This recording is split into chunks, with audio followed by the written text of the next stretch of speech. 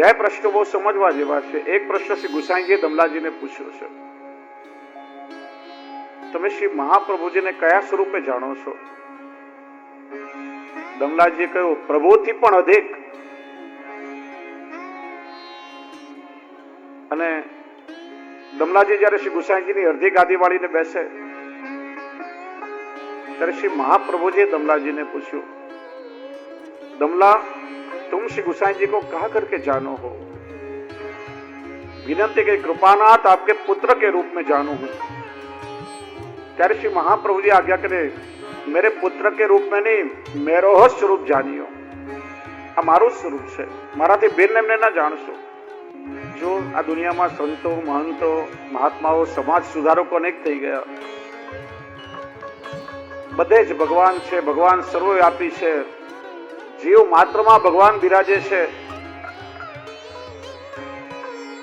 આવી ઘણી વાતો કરી, મોટા મોટા સંપ્રદાયો ઉભા કર્યા, મોટા સંગઠનો ઉભા કર્યા. આવા ઘણા મહાપુરુષો પોતાના પરિવારના 4 સભ્યોમાં ભગવાનને ના જોઈ શક્યા. દુનિયાનો ઇતિહાસ તમે જુઓ, બધામાં ભગવાન છે એવી વાતો કરનારા, જેમને કહ્યું કે ઈશ્વર બધામાં છે, ઘરના 4 સભ્યોને ભેગા ન રાખી શક્યા. પોતાના મા બાપ, પત્ની કે બાળકોમાં એને ઈશ્વર ના દેખાયા. પણ આ જગતમાં કેવલ શ્રી વલ્લભનો પરિવાર એવો છે કે આજે 18-20 પેઢીઓ થઈ ગઈ. દર પવિત્ર એકાદશીના દિવસે પોતાના ઠાકોરજીને પવિત્ર ધરાવી અને તમે કોઈ વલ્લભના ગૃહમાં ક્યારે ગયા છો તો દર્શન થયું હશે કે 80-85 વર્ષના વયોવૃદ્ધ બાળક હોય કે 5 વર્ષના નાના બાળક હોય, દરેક બાળકો શ્રી વલ્લભના સ્વરૂપે એકબીજાને પવિત્ર ધરાવી, મિશ્રીનો ગાવી, ચરણસ્પર્શ કરીને સાષ્ટાંગ દંડવત કરે છે. કે દરેકમાં શ્રી વલ્લભ બિરાજે છે એ ભાવ છે, જરાય ભિન્નતા નહીં.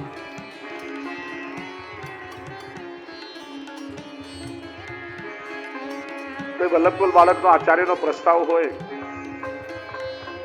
તો નાના બાળક કોઈ પધારે છતાંય દરેક બાળકો ઠાળા થઈને સ્વયં શ્રી વલ્લભ પધાર્યા છે એવો ભાવ રાખીને વ્યવહાર કરે છે. અન્ય ક્યાંય તમને આવો ભાવ નહીં મળે. અહીં તો દરેક વલ્લભ વંશજ આચાર્ય બાળકોમાં સ્વયં શ્રી વલ્લભ છે એવો ભાવ રાખવામાં આવે છે. गोपालदास जी कहते पेरे पेरे परिवार सो है.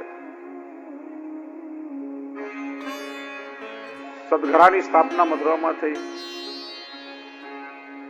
7 બાળકો હળી મળી અને પ્રભુની સેવા કરે, લાડ લડાવે. બાકી આજની જે વ્યવસ્થા છે બધી પારિવારિક વ્યવસ્થા છે. અને આ શ્રી ગુસાઈજીના પરિવારનું દર્શન કર્યું કે જો કેટલી સુંદર રીતે બધા સાથે મળીને પ્રભુને લાડ લડાવે છે. તો દેવ મોહે નિરખતા, સ્વર્ગના દેવો પણ શ્રી ગુસાઈજીના પરિવારનું દર્શન કરી અને મોહિત થઈ જાય છે. જો તો ખરા કેવો અલૌકિક પરિવાર, બધા સાથે મળી પ્રભુને કેવું સુખ આપી રહ્યા છે અને બધા પ્રભુની સેવાનું સુખ લઈ રહ્યા છે.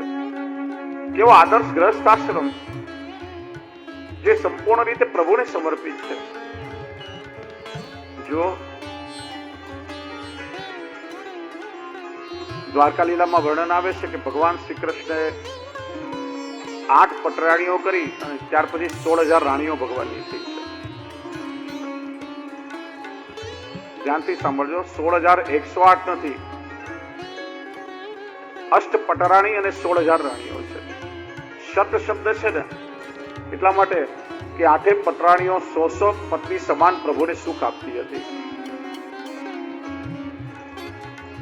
એક જ સમયમાં, એક જ મુહૂર્તમાં 16,000 સ્વરૂપ ધારણ કરીને ઠાકોરજીએ 16,000 કન્યાઓ સાથે વિવાહ કર્યા છે. શક્ય છે ખરા કોઈ માટે? એક દિવસમાં વૈદિક વિધિ વિધાનથી એક જ લગ્ન થાય. 16,000 કન્યાઓ સાથે લગ્ન કરવા માટે 54.5 વર્ષ જોઈએ. તો માનો એક કન્યા જે 20 વર્ષની હોય તો 54.5 વર્ષે 74 વર્ષની થાય. પછી પત્રિકામાં કન્યા લખાય કે બા લખાય? શું લખાય? ગોમતીબાના લગ્ન કૃષ્ણ સાથે, ગંગાબાના લગ્ન કૃષ્ણ સાથે.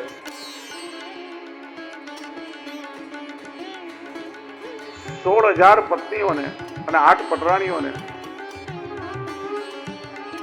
જુદા જુદા મહેલોમાં રાખી અને પ્રભુએ સુખ આપ્યું. પ્રભુનો ગ્રસ્ત આશ્રમ આદર્શ હતો. નારદજીને સંશય થયો છે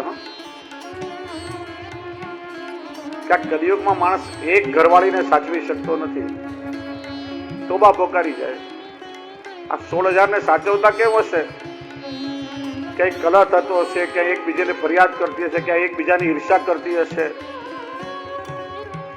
ક્યાંક મોઢું ચડાવીને રિસાઈને બેસી હશે, કોઈક રિસાઈને પિયરે ભાગી ગઈ હશે. એક એક મહેલમાં જઈને નારદજી પ્રભુનો ગ્રહસ્થાશ્રમ જુએ છે. કોઈ મહેલમાં ગયા, પ્રભુ સેજ પર પડ્યા છે અને રાણી પ્રભુની ચરણ સેવા કરી રહી છે. કોઈ મહેલમાં પ્રભુ પોતાની પટરાણી સાથે હિંડોળા ખાટ પર ઝૂલી રહ્યા છે. કોઈ મહેલમાં પ્રભુ પોતાની રાણી સાથે ચોપાટ ખેલી રહ્યા છે. ત્યાં ગયા જો પ્રભુ ભોજન કરી રહ્યા છે અને રાણી પ્રભુને ભોજન કરાવી રહી છે. ક્યાંય પ્રભુ વિશ્રામ લઈ રહ્યા છે, રાણી પ્રભુને પંખો કરી રહી છે. ક્યાંક પ્રભુ પોતાની પટરાણી સાથે ઉદ્યાનમાં વિહાર કરી રહ્યા છે. જે સુખ વ્રજલીલામાં આપ્યું એ જે દ્વારકા લીલામાં પણ આપ્યું. પ્રભુનો જેમ ગ્રસ્ત આશ્રમ આદર્શ હતો, જો શ્રી મહાપ્રભુજીએ કેવી સુંદર દ્રષ્ટિ આપણને આપી છે. વૈષ્ણવનો ગ્રસ્ત આશ્રમ કેવો હોવો જોઈએ? જ્ઞાન માર્ગમાં બીજા ઘણા સંપ્રદાયોમાં એવું કહેવાય કે ભગવાનને મેળવવા હોય ઘર સંસાર છોડી અને વૈરાગ્ય લો તો ભગવાન મળે. સંસારમાં રહીને ભગવાન ના મળે. હવે જો ખાલી સાધુ સંન્યાસી કે વૈરાગીઓને ભગવાન મળે તો બધા સંસારીઓની શું દશા થાય? શ્રી મહાપ્રભુજીએ સમજાવ્યું, સાચો વૈરાગ્ય મનનો વૈરાગ્ય છે. કેવલ શારીરિક વૈરાગ્યનું કોઈ ફળ મળતું નથી. ખાલી માથું મુંડાવીને સંન્યાસ લેવાથી જો ભગવાન મળતા હોય ને, તો કબીરજી કહે છે, મૂંડ મુંડાય હરી મિલે તો હરકો લે મુંડાય, રોજ રોજ કો મૂંડતે ભેડ ન વૈકુંઠ જાય. માથું મુંડાવાથી ભગવાન મળતા હોય તો ઘેટાઓના દરરોજ મુંડન થાય. બધા ઘેટા વૈકુંઠમાં જવા જોઈએ.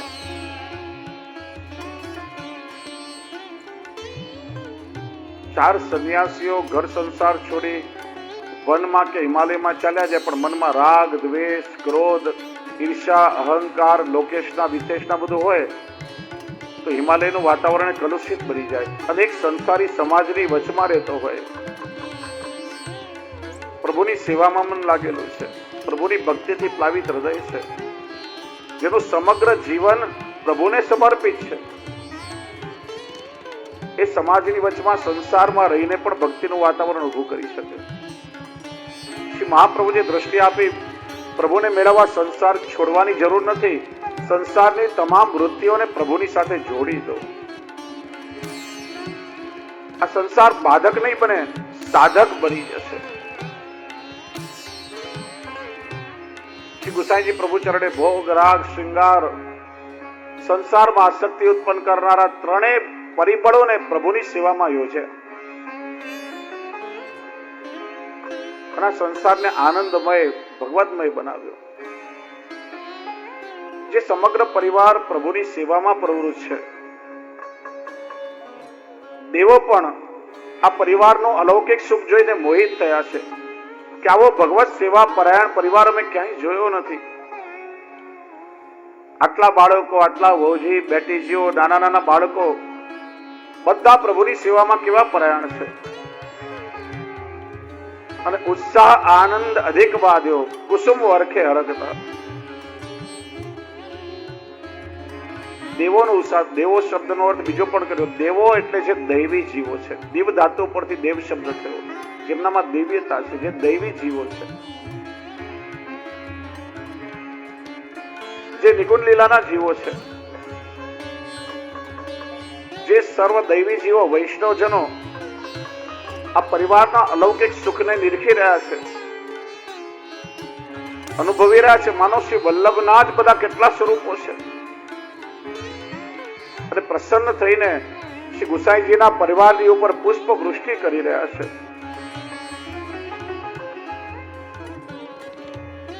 સમગ્ર પરિવારમાં એમને શ્રી વલ્લભના સ્વરૂપના દર્શન થાય છે.